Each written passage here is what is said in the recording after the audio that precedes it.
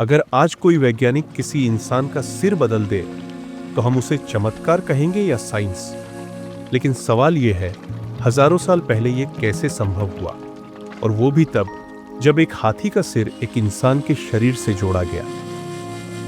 अब आपने कभी सोचा कि भगवान गणपति का जो स्वरूप है, मनुष्य का शरीर है, हाथी का सर है, चूहे की सवारी है, यह संयोजन कुछ विचित्र सा नहीं लगता?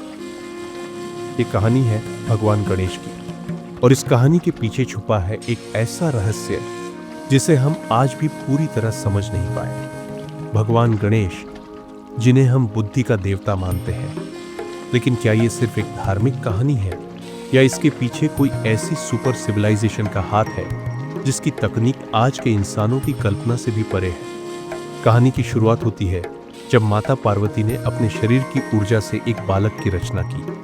कोई प्रयोगशाला नहीं, कोई मशीन नहीं, सिर्फ प्राण। बालक को आदेश दिया गया, जब तक मैं स्नान करूं कोई भीतर ना आए। फिर आते हैं शिव, और यहीं से इतिहास का सबसे बड़ा मोड़ शुरू होता है। बालक नहीं जानता कि सामने कौन है, शिव नहीं जानते कि ये बालक कौन है। संघर्ष होता है, और एक क्षण में बालक का सिर धड़ से अलग। ये कोई क्रूरता नहीं, ये कॉस्मिक लॉ का टकराव है। जब माता पार्वती को पता चलता है तो ब्रह्मांड कांप उठता है, और तब शुरू होती है दुनिया की सबसे पहली प्लास्टिक सर्जरी। शिव आदेश देते हैं, जो पहला जीव उत्तर दिशा की ओर मिले उसका सिर लाया जाए। वो जीव था हाथी। और यहीं आता है सबसे बड़ा सवाल, क्या हजारों साल पहले हेड ट्रांसप्लांट संभव था? आज के समय में इंसान से इंसान फेस ट्रांसप्लांट संभव है। आर्टिफिशियल ऑर्गन्स लगाए जा रहे हैं, न्यूरल कनेक्शन पर रिसर्च चल रही है, लेकिन पूरा सिर बदलना आज भी असंभव।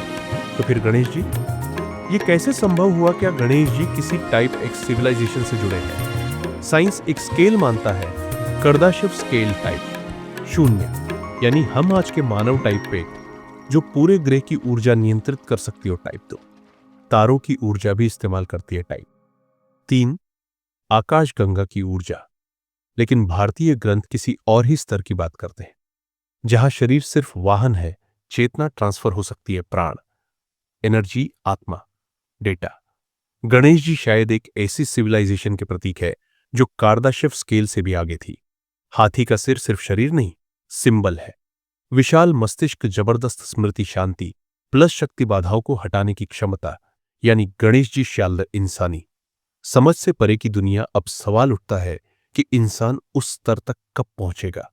अगर इंसान ब्रेन मशीन इंटरफेस पर महारत पाले, कॉन्शियसनेस को समझ ले, डीएनए प्लस एआई को जोड़ दे, तो वैज्ञानिक मानते हैं कम से कम 500 से 1000 साल, और वो भी तब जब इंसान खुद को नष्ट न करे।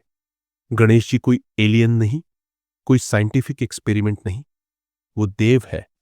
लेकिन उनकी कहानी हमें बताती है कि जो आज हमें चमत्कार लगता है वो किसी और युग में विज्ञान रहा होगा।